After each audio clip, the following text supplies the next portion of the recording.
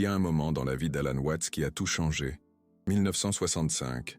Il était assis dans son bureau à Sausalito, regardant une pile de lettres. Des gens du monde entier lui écrivaient, demandant de l'aide. Toutes disaient la même chose. Comment puis-je arrêter de me sentir un échec? Et c'est à ce moment-là que Watts a compris quelque chose de terrible. Il avait passé des années à enseigner la philosophie orientale, à parler de détachement, d'acceptation, mais les gens continuaient à souffrir, à se sentir inadéquats. Et puis, la révélation, une révélation qui l'a empêché de dormir pendant 3 nuits d'affilée. Le problème, ce n'était pas que les gens n'arrivaient pas à réussir dans la vie. Le problème, c'est qu'ils avaient été convaincus que la vie était une course effrénée à gagner. Vous avez déjà ressenti ça? Cette sensation que, peu importe ce que vous accomplissez, ce n'est jamais assez, comme s'il existait une épreuve invisible que vous devez réussir, mais que personne ne vous a jamais expliqué les règles? Watts a découvert que notre culture occidentale avait transformé l'existence humaine en une compétition perpétuelle. Et le plus effrayant, la compétition n'a pas de ligne d'arrivée. Pensez-y, quand vous étiez enfant, le jeu était simple, réussir son année scolaire, puis entrer dans une bonne université, puis trouver un bon emploi, puis une promotion, puis une maison, puis une meilleure voiture, puis plus d'argent, puis la reconnaissance, puis, et, vous remarquez le schéma diabolique? Chaque victoire ne fait que vous donner la permission de commencer le niveau suivant, comme un jeu vidéo sans fin. Mais voici ce que Watts a réalisé, et que presque personne ne vous dit. Ce jeu a été inventé, il n'est pas réel. Il n'existait pas avant la révolution industrielle. Il n'existe pas dans de nombreuses cultures à travers le monde. Et il n'a certainement pas été créé pour votre bien-être. Il a été créé pour vous maintenir en production, en consommation, en compétition. Imaginez qu'on vous ait appris depuis votre plus jeune âge que respirer est une compétition, que vous devez respirer mieux que les autres, plus efficacement, avec plus de technique, et que si vous n'y parvenez pas, vous êtes un échec en tant qu'être humain. Cela semble absurde, n'est-ce pas? Mais c'est exactement ce qu'ils ont fait de votre vie. Ils ont transformé quelque chose de naturel, fluide, organique, en une épreuve de performance. Watts appelait ça la grande illusion. Et l'illusion, ce n'est pas seulement que vous êtes en compétition. L'illusion, c'est que vous êtes en compétition contre votre propre nature. Laissez-moi vous montrer comment cela fonctionne dans la pratique. Vous vous réveillez le matin, et la première chose que votre cerveau fait, c'est d'évaluer. Qu'est-ce que je dois accomplir aujourd'hui? Suis-je en retard par rapport à mes objectifs? Comment me compare-t-on à un tel qui a posté cette photo sur Instagram? Votre esprit devient un juge impitoyable, et vous êtes simultanément l'accusé et la victime. Mais attendez, les choses empirent, parce que maintenant, même le repos est devenu une performance. Vous devez méditer plus efficacement, pratiquer un yoga plus avancé, avoir des loisirs plus enrichissants, vous détendre plus efficacement. Même votre paix intérieure est devenue une métrique de succès. Watts riait de ça. Il disait que c'était comme essayer de se forcer à dormir. Plus vous vous efforcez, plus vous restez éveillé. Avez-vous déjà essayé de vous forcer à être heureux? Ou de vous forcer à être spontané? Ou de vous forcer à avoir confiance? Vous voyez la contradiction? C'est impossible, parce que ces choses surgissent naturellement lorsque vous cessez d'essayer de les contrôler. Et c'est là qu'intervient le génie de Watts. Il ne vendait pas une nouvelle technique, une nouvelle méthode, une nouvelle stratégie pour mieux gagner. Il révélait que vous aviez déjà gagné, que vous aviez toujours gagné, que l'idée même de gagner sa vie est un malentendu fondamental. Pensez à un enfant qui joue. Il n'essaie pas de gagner le jeu, il est le jeu. La joie n'est pas le résultat, la joie est le processus. Quand avez-vous cessé de jouer avec votre vie et commencé à la traiter comme un examen final? Watts a découvert cela en observant la nature. Un arbre n'essaie pas d'être un arbre à succès, il pousse simplement. Une rivière n'essaie pas d'atteindre l'océan plus efficacement que les autres rivières, elle coule simplement. Mais vous avez été conditionné à croire que vous êtes différent, que vous devez vous efforcer pour être vous-même, que vous devez conquérir le droit d'exister, et cela génère une tension constante, comme si vous étiez toujours légèrement désynchronisé avec vous-même, comme si vous essayiez d'atteindre quelque chose que vous possédez déjà, comme si vous couriez après quelque chose qui ne s'est jamais déplacé. Watts appelait ça « courir après ça ». Propre queue. Plus vite vous courez, plus vite la queue se déplace. Et vous ne réalisez jamais que la queue fait partie de vous. Maintenant, imaginez une seconde, comment serait votre vie si vous cessiez de courir, si vous réalisiez qu'il n'y a pas d'endroit où arriver, que vous êtes déjà là où vous devez être, que votre vie n'est pas un problème à résoudre, mais une expérience à vivre. Cela ne signifie pas être paresseux, cela ne signifie pas abandonner vos rêves, cela signifie cesser de transformer chaque instant de votre existence en une épreuve prouvant que vous méritez d'exister. Cela signifie commencer à danser au lieu de courir, parce que danser est différent de courir. Lorsque vous courez, le but est d'arriver quelque part. Lorsque vous dansez, le but est de danser. Le mouvement est la récompense en soi. Watts a découvert que la vie ressemble beaucoup plus à la danse qu'à la course. Mais notre société vous a convaincu du contraire. Et voici ce qui arrive lorsque vous comprenez enfin cela.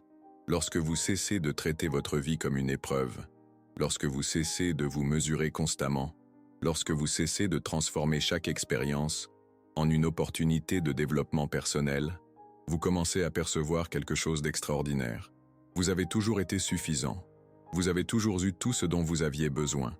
La sensation d'incomplétude était une illusion créée par la recherche même de la complétude. C'est comme découvrir que vous cherchiez les lunettes qui étaient sur votre tête tout le temps. Mais attendez, avant que vous ne pensiez que c'est juste une autre philosophie belle et inapplicable, laissez-moi vous raconter ce qui est arrivé à Watts lorsqu'il a cessé d'essayer de gagner sa vie. Il est devenu plus productif, plus créatif, plus influent, non pas parce qu'il essayait d'être ces choses, mais parce qu'il a cessé de gaspiller de l'énergie à lutter contre lui-même. Lorsque vous cessez de ramer contre le courant, vous découvrez que le courant vous mène exactement où vous devez aller. Et cela nous amène à une question troublante. Si vous n'avez pas besoin de gagner votre vie, si vous êtes déjà suffisant, si la quête de la complétude est une illusion, alors pourquoi souffrez-vous? Pourquoi vous sentez-vous inadéquat? Pourquoi avez-vous cette sensation constante que vous manquez quelque chose? Pourquoi votre esprit ne peut-il pas se reposer? La réponse va vous surprendre, et elle va à l'encontre de tout ce qu'on vous a appris sur le succès, le bonheur et l'épanouissement personnel. Vous souffrez parce qu'on vous a appris à souffrir. Vous avez été conditionné à croire que la souffrance est productive, que l'insatisfaction est une source de motivation, que l'inadéquation est nécessaire à la croissance. Mais Alan Watts a découvert quelque chose de révolutionnaire. La souffrance n'est pas nécessaire. La lutte n'est pas obligatoire. Ce sentiment d'incomplétude n'est pas votre état naturel. C'est une habitude mentale. Et comme toute habitude, elle peut être désapprise. Imaginez-vous vous réveiller un matin sans cette liste mentale de choses à accomplir pour vous sentir valable, sans la pression d'être meilleur qu'hier, sans cette comparaison constante avec les autres. Imaginez travailler non pas parce que vous avez besoin de prouver quelque chose, mais parce que le travail est une expression naturelle de votre énergie. Imaginez-vous entretenir des relations non pas pour combler un vide, mais pour partager une plénitude. Imaginez vivre sans ce sentiment d'être constamment évalué par un jury invisible. C'est possible, mais cela exige un changement radical de perspective. Cela exige que vous remettiez en question la programmation la plus profonde de votre esprit. Et cette programmation est subtile. Elle n'apparaît pas comme une pensée claire. Elle se manifeste comme une sensation constante d'urgence, d'inadéquation, comme si vous devriez être ailleurs, être une autre personne, faire autre chose. Watts a compris que cette sensation est comme un bourdonnement de fond dans votre esprit. Vous vous y habituez tellement que vous ne le remarquez plus.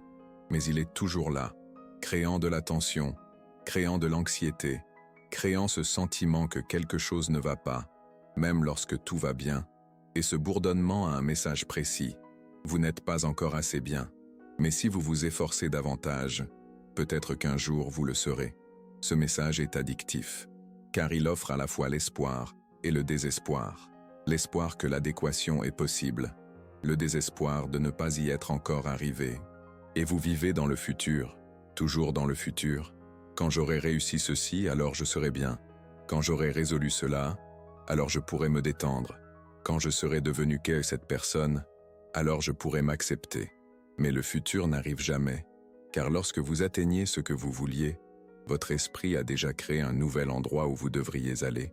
C'est une course qui ne finit jamais. Et Watts a découvert pourquoi. Parce que vous n'êtes pas un problème à résoudre. Vous êtes un mystère à vivre. Et les mystères ne sont pas résolus. Ils sont expérimentés. Lorsque vous essayez de résoudre le mystère de vous-même, vous tuez la magie. C'est comme essayer d'expliquer une blague. L'explication tue l'humour. Avez-vous déjà essayé d'expliquer pourquoi vous trouvez quelque chose de drôle? Pourquoi vous aimez quelqu'un? Pourquoi vous vous sentez inspiré par une musique? Les mots ne suffisent jamais, n'est-ce pas? Parce que ces expériences existent au-delà de la logique. Et vous aussi, vous existez au-delà de la logique. Vous n'êtes pas un ensemble d'objectifs à atteindre. Vous n'êtes pas un projet d'amélioration continue. Vous êtes une expérience unique et irremplaçable de l'univers se connaissant lui-même à travers vous. Mais notre culture vous a appris à vous traiter comme une machine qui doit être optimisée. Et les machines peuvent être améliorées, réparées, mises à jour. Vous n'êtes pas une machine. Vous ressemblez beaucoup plus à un océan. Et les océans n'ont pas besoin d'être améliorés. Ils ont juste besoin d'être des océans. Lorsque Watts a compris cela, sa vie a complètement changé. Non pas parce qu'il a conquis quelque chose de nouveau, mais parce qu'il a cessé d'essayer de conquérir quelque chose qu'il avait déjà, et il a réalisé qu'il avait été complice de sa propre prison, qu'il avait acheté l'idée qu'il devait mériter sa propre existence. Mais vous n'avez pas besoin de mériter d'exister. Vous existez déjà, et cela suffit. Maintenant, je sais que cela peut sembler trop simple, trop évident, et peut-être que votre esprit proteste. Si c'était aussi simple, pourquoi n'arrivais-je pas à arrêter de souffrir? Parce que simple ne signifie pas facile, et évident ne signifie pas appliqué. Vous avez été conditionné, dès votre enfance, à croire que vous devez vous efforcer pour être aimé, pour être accepté, pour avoir de la valeur. Ce conditionnement est ancré dans les couches les plus profondes de votre psyché, et déconstruire cela, c'est comme apprendre à marcher à nouveau. Vous savez que c'est possible. Vous voyez d'autres personnes le faire, mais vos muscles sont habitués à l'ancien schéma.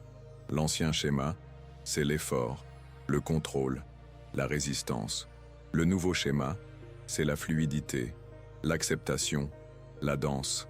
Et la transition entre les deux, c'est là que se trouve toute la confusion, toute la peur, toute la résistance, parce que votre esprit interprète l'absence de lutte comme une mort.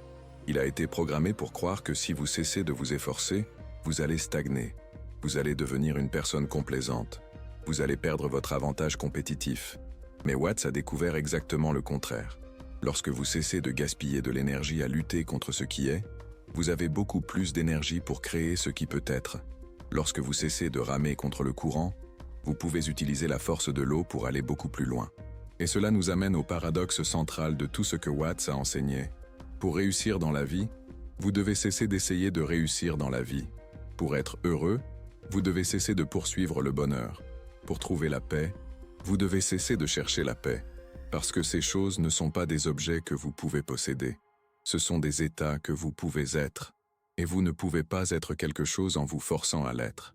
Vous pouvez seulement être en étant. C'est comme respirer. Vous ne forcez pas la respiration. Vous permettez la respiration. Et plus vous le permettez, plus cela devient naturel. Il en va de même pour la vie. Vous ne forcez pas la vie. Vous permettez la vie. Et plus vous le permettez, plus vous vous sentez vivant. Mais permettre ne signifie pas être passif. Cela ne signifie pas abandonner vos rêves. Cela ne signifie pas accepter n'importe quelle situation.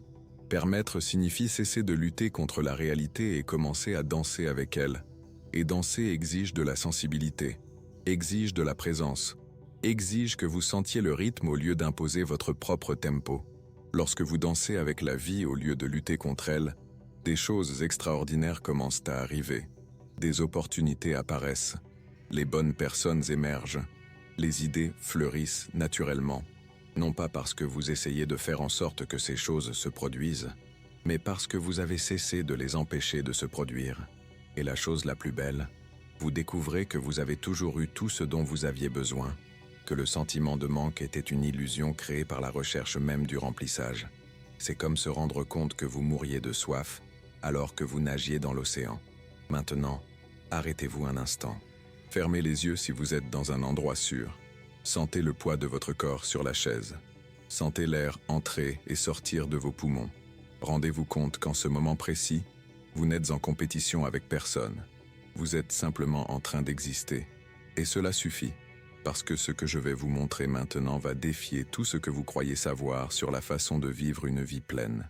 Watts a passé les dernières années de sa vie à étudier des personnes qui avaient fait cette transition, qui avaient cessé de rivaliser et commencé à danser, et ce qu'il a découvert va vous surprendre. Elles ne sont pas devenues complaisantes, elles sont devenues plus créatives, plus productives, plus influentes, mais pour une raison totalement différente de celle que vous imaginez. Je vais vous raconter l'histoire d'un cadre dirigeant qui a participé à l'un des séminaires d'Alan Watts en 1968.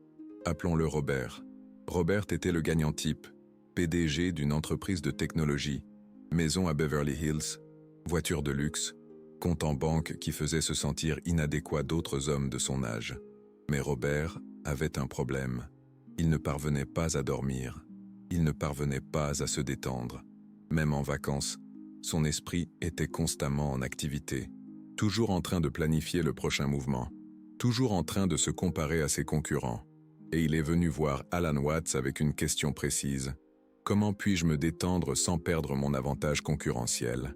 La réponse de Watts fut dévastatrice. Vous supposez que votre avantage concurrentiel provient de votre tension? Mais si c'était le contraire, si votre tension limitait votre véritable potentiel? Robert ne comprit pas sur le coup. Comme la plupart d'entre nous ne comprennent pas, car nous avons été conditionnés à croire que l'effort est proportionnel au résultat, que plus vous vous forcez, mieux vous vous en sortez. Mais Watts a montré à Robert quelque chose qui a changé sa vie à jamais. Il a demandé à Robert de jouer du piano. Robert a répondu qu'il ne savait pas. Watts a insisté. Jouez simplement. N'essayez pas de bien jouer. N'essayez pas de jouer correctement. Laissez simplement vos doigts se déplacer sur les touches. Et Robert a joué. Ce n'était pas de la musique au sens conventionnel, mais il y avait du rythme, il y avait du flow, il y avait de la vie. Puis Watts a dit, « Maintenant, jouez en essayant d'impressionner un public invisible. Jouez comme si votre vie dépendait de la perfection de chaque note. » Robert a essayé, et ce qui en est ressorti était tendu, forcé, sans vie. « Vous voyez la différence ?» demanda Watts. « Dans le premier cas, vous étiez, dans le second, vous essayez. Et cette différence subtile mais profonde, est la clé pour comprendre pourquoi vous souffrez. Vous avez passé toute votre vie à essayer au lieu d'être, à essayer de réussir au lieu d'être vous-même, à essayer d'être heureux au lieu de permettre au bonheur d'émerger naturellement, à essayer d'être aimé au lieu d'être aimant. Et cet essayer crée une séparation artificielle entre vous et ce que vous voulez être, comme s'il s'agissait de deux choses différentes, comme si vous deviez vous déplacer d'un endroit à un autre. Mais Watts a découvert que vous êtes déjà tout ce que vous essayez de devenir. C'est la recherche qui crée l'illusion de la séparation. C'est comme chercher des lunettes qui sont sur votre tête. Plus vous cherchez, plus vous êtes convaincu d'avoir perdu quelque chose. Mais vous n'avez jamais rien perdu. Vous avez simplement oublié où elles étaient. Robert a mis 3 mois à comprendre cela viscéralement, pas intellectuellement, viscéralement. Et lorsqu'il a compris, son entreprise a doublé son chiffre d'affaires en 1 an. Non pas parce qu'il travaillait plus, mais parce qu'il a cessé de travailler contre lui-même. Il a cessé de gaspiller de l'énergie dans l'anxiété, dans le contrôle excessif, dans la microgestion. Il a commencé à faire confiance au processus, à son équipe, à la vie. Et la confiance est différente du contrôle. Le contrôle vient de la peur. La confiance vient de la compréhension que vous faites partie de quelque chose de plus grand que vous. Lorsque vous comprenez que vous faites partie de quelque chose de plus grand, vous cessez d'essayer de tout contrôler. Et lorsque vous cessez d'essayer de tout contrôler, vous découvrez que vous avez beaucoup plus d'influence que vous ne l'imaginiez. C'est un paradoxe. Moins vous essayez de contrôler, plus vous avez de contrôle. Moins vous vous forcez, plus vous démontrez de force. Moins vous êtes en compétition, plus vous vous démarquez. Mais cela va à l'encontre de toute la programmation que vous avez reçue. Dès votre enfance, on vous a appris que la force vient de l'effort, que le succès vient de la compétition, que la valeur vient de la conquête. Et ces croyances sont si profondes que vous ne vous rendez même pas compte que ce sont des croyances. Vous pensez que ce sont des faits, des vérités universelles, la seule façon possible de vivre. Mais Watts a étudié d'autres cultures, d'autres époques. Et il a découvert que ces vérités universelles sont spécifiques au temps et à l'endroit où vous êtes né. Il existe des sociétés où la compétition est considérée comme une maladie mentale, où la collaboration est valorisée au-dessus de la réussite individuelle, où être est plus important qu'avoir. Et ces sociétés ne sont pas primitives, elles ne sont pas arriérées, à bien des égards, elles sont plus avancées que la nôtre, parce qu'elles ont compris quelque chose que nous avons oublié, que la vie n'est pas un problème à résoudre, c'est un mystère à danser, et danser exige une qualité que notre société a désapprise, la présence. Avez-vous déjà remarqué comment les jeunes enfants jouent? Ils sont complètement absorbés par le moment présent. Ils ne pensent pas à ce qu'ils vont faire ensuite. Ils ne se comparent pas aux autres enfants. Ils jouent simplement. C'est cette présence dont parlait Watts. Être complètement là où vous êtes. Faire complètement ce que vous faites. Mais votre esprit a été entraîné à être toujours ailleurs. Dans le futur en train de planifier. Dans le passé en train de ruminer. Rarement ici, maintenant, en train de vivre. Et cette absence de présence est la racine de votre souffrance, parce que vous êtes toujours en train de poursuivre quelque chose qui n'existe pas, le futur parfait, le passé qui aurait dû être différent. Vous avez perdu la capacité d'être présent avec ce qui est, et ce qui est, c'est tout ce que vous avez, c'est tout ce que vous avez toujours eu, c'est tout ce que vous aurez toujours. Le passé est mémoire, le futur est imagination, la vie se déroule maintenant, et maintenant, c'est là que la danse se déroule. Vous ne pouvez pas danser dans le passé. Vous ne pouvez pas danser dans le futur. Vous ne pouvez danser qu'à présent.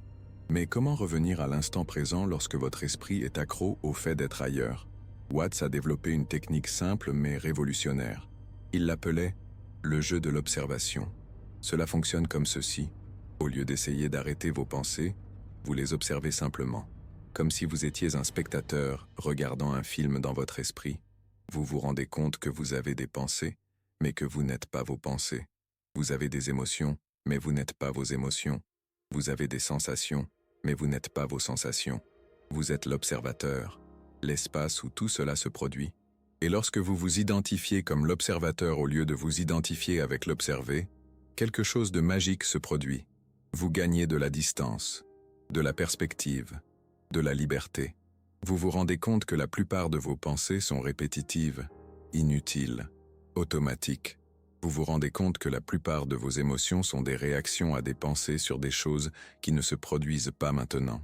Vous vous rendez compte que la plupart de vos préoccupations concernent des scénarios imaginaires qui ne se produiront probablement jamais. Et cette prise de conscience est libératrice, parce que vous cessez de prendre votre propre esprit aussi au sérieux. C'est comme découvrir que vous regardiez un film d'horreur et que vous pensiez que c'était réel. Lorsque vous vous rendez compte que ce n'est qu'un film, vous pouvez vous détendre et même vous amuser. Votre esprit est très semblable. Il crée des histoires tout le temps, à propos de vous, à propos des autres, à propos du monde. Et vous avez été conditionné à croire que ces histoires sont vraies. Mais ce ne sont que des histoires, et vous pouvez choisir les histoires auxquelles vous voulez prêter attention. Cela ne signifie pas nier les problèmes réels. Cela ne signifie pas prétendre que les défis n'existent pas. Cela signifie cesser de créer des problèmes imaginaires. Et vous serez surpris de voir combien de vos problèmes sont imaginaires. Combien de vos préoccupations sont inutiles. Quelle énergie vous gaspillez avec des scénarios qui ne se matérialisent jamais. Lorsque vous cessez de gaspiller de l'énergie avec des problèmes imaginaires, vous avez beaucoup plus d'énergie pour faire face à des situations réelles. Et vous découvrez que vous êtes beaucoup plus capable que vous ne l'imaginiez, beaucoup plus résilient, beaucoup plus créatif, parce que vous cessez de lutter contre des fantômes et commencez à danser avec la réalité. Et la réalité, lorsque vous cessez de lui résister, est étonnamment amicale, étonnamment collaborative, étonnamment généreuse. Mais vous devez cesser de la traiter comme une ennemie pour le découvrir. Vous avez été conditionné à voir la vie comme une lutte, vous contre le monde. Vous contre les autres, vous contre les circonstances, même vous contre vous-même. Mais Alan Watts a découvert que c'est une illusion très convaincante, mais une illusion quand même. En réalité, vous et le monde ne faites qu'un. Vous et les autres sont des manifestations de la même énergie fondamentale. Vous et les circonstances faites partie du même processus cosmique. La séparation est conceptuelle, utile pour certaines choses, mais ce n'est pas la réalité ultime. Et lorsque vous réalisez cela, non pas intellectuellement, mais viscéralement, tout change. Vous cessez de lutter contre la vie et commencez à couler avec elle. Vous cessez d'essayer d'impressionner l'univers et commencez à vous exprimer à travers lui. Vous cessez d'essayer de conquérir votre place dans le monde et commencez à réaliser que vous êtes déjà le monde qui s'exprime d'une manière unique. Cette perception transforme tout. Votre travail cesse d'être une obligation et devient une forme d'art. Vos relations cessent d'être des négociations et deviennent des célébrations. Vos défis cessent d'être des problèmes et deviennent des occasions de croissance. Non pas parce que vous avez changé les circonstances extérieures, mais parce que vous avez changé votre relation avec elles. Et ce changement de relation est tout. C'est la différence entre souffrir et célébrer, entre résister et couler, entre compétitionner et danser. Mais laissez-moi être clair sur une chose. Ce changement ne se produit pas du jour au lendemain. C'est un processus. Et les processus ont des hauts et des bas, des avancées et des reculs. Il y aura des jours où vous oublierez tout cela, vous retournerez en mode compétition. Vous vous sentirez inadéquat, vous lutterez contre la réalité. Et c'est normal, cela fait partie du processus. La différence, c'est que maintenant vous savez qu'il existe une autre façon. Et cette conscience, à elle seule, est déjà transformatrice. Parce qu'une fois que vous goûtez à la liberté, vous ne pouvez plus prétendre que la prison est inévitable. Une fois que vous expérimentez la danse, vous ne pouvez plus croire que la lutte est nécessaire. Une fois que vous sentez l'unité, vous ne pouvez plus vous convaincre que la séparation est réelle. Et graduellement, très graduellement, la danse devient plus naturelle que la lutte. La fluidité devient plus familière que la résistance. La présence devient plus attrayante que l'anxiété. Vous commencez à réaliser que vous travaillez beaucoup plus que nécessaire, que vous vous efforciez beaucoup plus que nécessaire, que vous souffriez beaucoup plus que ce n'était inévitable. Et vous vous demandez, pourquoi personne ne m'a-t-il appris cela avant? Pourquoi ai-je mis autant de temps à découvrir quelque chose d'aussi évident? Là non. Réponse est simple. Parce que notre société profite de votre souffrance, de votre inadéquation, de votre recherche constante de plus. Si vous vous sentiez complet, vous achèteriez moins. Si vous vous sentiez suffisant, vous travailleriez différemment. Si vous vous sentiez accompli, vous remettriez en question de nombreuses structures qui dépendent de votre insatisfaction. Alors vous avez été conditionné à croire que l'insatisfaction est normale, que la lutte est noble, que la souffrance est nécessaire. Mais Alan Watts a prouvé que c'est un mensonge. Un mensonge très sophistiqué, mais un mensonge quand même. La vérité, c'est que vous êtes déjà suffisant. Vous l'avez toujours été. Vous le serez toujours. La recherche de la suffisance est ce qui crée l'illusion de l'insuffisance. C'est comme chercher de l'eau pendant que vous nagez. La recherche même suppose que vous n'avez pas ce que vous cherchez. Mais vous l'avez toujours eu. Vous l'avez toujours été. Vous le serez toujours. La seule chose qui a changé, c'est votre perception. Et lorsque votre perception change, votre expérience change. Et lorsque votre expérience change, votre vie change. Non pas parce que vous êtes devenu une personne différente, mais parce que vous avez réalisé qui vous avez toujours été. Et qui vous avez toujours été est bien plus extraordinaire que toute personne que vous essayiez de devenir. Vous êtes une expression unique et irremplaçable de la conscience universelle. Vous êtes l'univers qui se connaît à travers une perspective spécifique. Vous êtes un point focal à travers lequel la vie s'expérimente. Ce n'est pas de la poésie, ce n'est pas une métaphore, c'est littéralement ce que vous êtes. Et lorsque vous vivez à partir de cette compréhension, tout ce que vous faites devient sacré. Non pas parce que vous faites des choses sacrées, mais parce que vous avez réalisé que tout est sacré. Laver la vaisselle devient méditation, discuter avec un ami devient communion, travailler devient service, vivre devient adoration. Non pas l'adoration d'une quelconque divinité extérieure, mais l'adoration de la vie elle-même, de l'existence elle-même, du miracle même d'être ici, maintenant, conscient. Et cette adoration n'est pas sérieuse, elle n'est pas solennelle, elle est joyeuse, espiègle, spontanée, comme un enfant qui a découvert un nouveau jouet, comme un artiste qui a découvert une nouvelle couleur, comme un danseur qui a découvert un nouveau rythme, parce que la vie, lorsque vous cessez de la concurrencer, révèle sa vraie nature. Elle est jeu, elle est art, elle est danse, et vous n'en êtes pas séparés. Vous êtes elle est vous. Le sentiment de séparation était le problème. L'expérience de l'unité est la solution, mais pas une solution que vous conquérez, une solution que vous permettez, une solution que vous découvrez, une solution dont vous vous souvenez. Parce que vous n'avez jamais été vraiment séparés, vous avez juste temporairement oublié votre vraie nature. Et, maintenant vous vous en souvenez, pas complètement, pas en permanence, mais assez pour ne plus jamais pouvoir prétendre que vous ne savez pas, assez pour commencer à vivre d'une manière complètement nouvelle, non pas parce que vous avez appris de nouvelles techniques, mais parce que vous avez désappris de vieilles illusions. Et en désapprenant ces illusions, vous avez découvert quelque chose qui était toujours là, en attente, patiemment, votre vraie nature, qui n'a jamais eu besoin d'être améliorée, qui n'a jamais eu besoin d'être conquise, qui n'a jamais eu besoin d'être méritée. Elle est simplement, comme vous êtes simplement. Et cela suffit, cela a toujours suffi, cela suffira toujours. La porte que vous pensiez être verrouillée n'a jamais été verrouillée. Vous aviez simplement oublié d'essayer de l'ouvrir. Et maintenant que vous vous en souvenez, que vous avez osé tourner la poignée, vous avez découvert que de l'autre côté, il n'y avait pas de prix qui vous attendait, pas de récompense scintillante, rien de tel. De l'autre côté, il y avait vous, le vrai vous, celui qui n'a jamais eu besoin de gagner quoi que ce soit, parce que vous aviez déjà tout, parce que vous étiez déjà tout. Comprenez-vous? Et ceci, voilà ce qu'est le jeu de la vie. Non pas une course effrénée, une compétition sans fin vers une ligne d'arrivée illusoire, comme Alan Watts le soulignait si justement, mais un jeu à danser, à célébrer, à vivre pleinement, intensément, à chaque instant. Imaginez la scène. Sausalito, 1965. Les vagues s'écrasent doucement sur le rivage. Une douce mélancolie, un sentiment de paix profonde. C'est ça, l'essence même du jeu. Oubliez cette idée de réussite, de compétition, cette quête incessante du plus, cette course après sa propre queue, comme le dirait un certain Dupont. Ces indicateurs de réussite, ces examens finaux de la vie, ils ne servent qu'à masquer une vérité simple, une vérité poignante. Laissez-vous simplement être, laissez-vous s'écouler naturellement, comme le fleuve qui serpente paisiblement vers la mer, comme un enfant qui danse sous la pluie, sans but précis, juste la joie d'être, la beauté simple du moment présent. Alan Watts nous le rappelait souvent. La vie n'est pas une question de destination, mais de chemin, de voyage.